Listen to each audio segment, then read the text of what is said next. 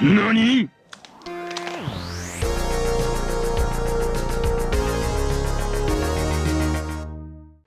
Ice out of a refrigerator has a habit of tasting like ass. And when paired against your favorite bourbon, well, that's just a crime against humanity. So to counter that, we'll be installing an inline refrigerator water filter. The tools we'll need are not many. Pliers, wire cutters, and a drill are probably enough. Everyone's water supply line location can be different. In my case, it's in the basement. In your case, it might be behind the refrigerator. Either way, locate it and turn it off.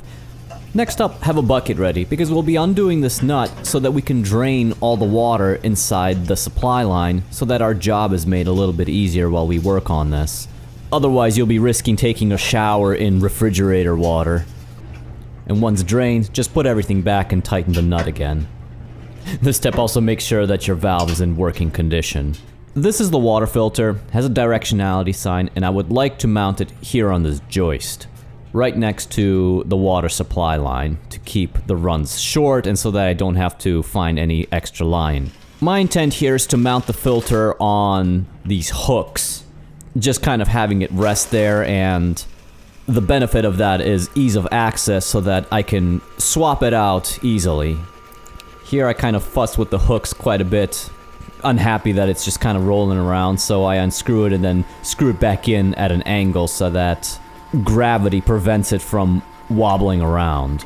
I should also mention that when we unhooked the line, that was a good time to test out to make sure that the line actually fits into this filter before we cut it.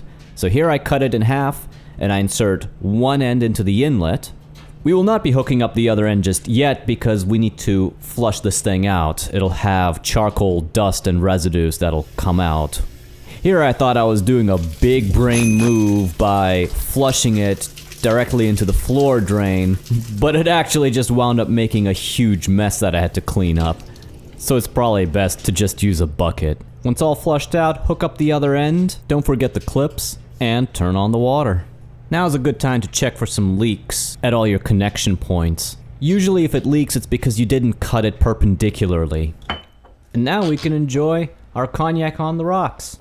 Heck, you don't even have to participate in a vice. Maybe your fridge dispenses water and you're drinking now clean, delicious, cool water. And so we got a cheap, easy project with a great result. That's a 10.